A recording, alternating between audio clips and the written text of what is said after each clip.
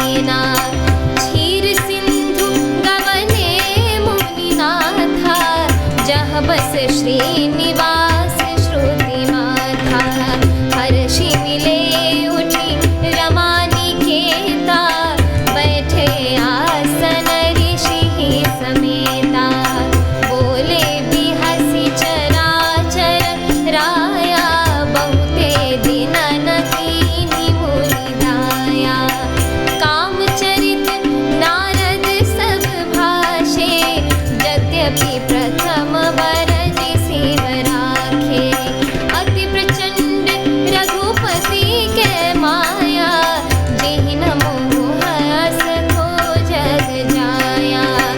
मंगल भवन अमंगल हारी, उमा सहित जी जपत पुरारी। रूख बदन करि बचन मृदु, बोले श्री भगवान। तुम्हरे सुमिरन ते मिटहि, मोह मार मदमान।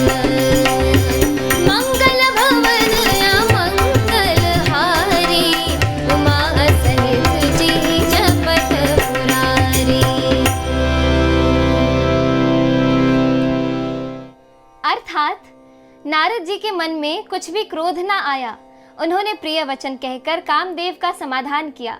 तब मुनि के चरणों में सिर निवाकर और उनकी आज्ञा पाकर कामदेव अपने सहायकों सहित लौट गया। देवराज इंद्र की सभा में जाकर उसने मुनि की सुशीलता और अपनी करतूत सब कही, जिसे सुनकर सबके मन में आश्चर्य हुआ और उन्होंने मुनि की बड़ाई करके श्री हरि को सिर नवाया। तब नारद जी शिव जी के पास गए। उनके मन में इस बात का अहंकार हो गया कि हमने कामदेव को जीत लिया। उन्होंने कामदेव के चरित्र शिव जी को सुनाए और महादेव जी ने उन नारद जी को अत्यंत प्रिय जानकर इस प्रकार शिक्षा दी। हे मुनि, मैं तुमसे बार बार विनती करता हूँ कि जिस तरह यह कथा तुमने मुझे सुनाई है, उस तरह भगवान श्री हरि को कभी मत सुनाना। चर्चा भी चले तब भी इसको छिपा जाना। यद्यपि शिव जी ने यह हित की शिक्षा दी, पर नारद जी को वह अच्छी न लगी। हे भरद्वाज, अब कौतुक यानी तमाशा सुनो। हरि की इच्छा बड़ी बलवान है। श्री रामचंद्र जी जो करना चाहते हैं वही होता है। ऐसा कोई नहीं जो उसके विरुद्ध कर सके। श्री शिव जी के वचन नारद जी के मन को अच्छे नहीं लगे। तब वे वहां से ब्रह्मालोक को चल दिए।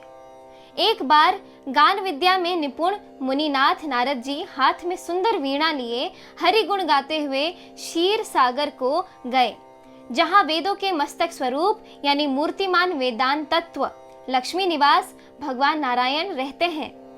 राम निवास भगवान उठकर बड़े आनंद से उनसे मिले और ऋषि नारद जी के साथ आसन पर बैठ गए। चराचर के स्वामी भगवान हंसकर बोले, हे मुनि, आज आपने बहुत दिनों पर दया की।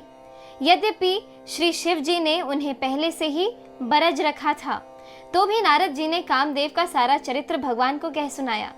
श्री रघुनाथ जी की माया बड़ी ही प्रबल है। जगत में ऐसा कौन जन्मा है जिसे वह मोहित न कर दे। भगवान रूखा मुंह करके कोमल वचन बोले, हे मुनिराज, आपका स्मरण करने से दूसरों के मोह, काम, मद और अभिमान मिट जाते हैं। फिर आपके लिए तो कहना ही क्या। इस एपिसोड में इतना ही। आगे की कथा सुनने के लिए कृपया मेरे YouTube चैनल से जुड़े रहें। धन्यवाद।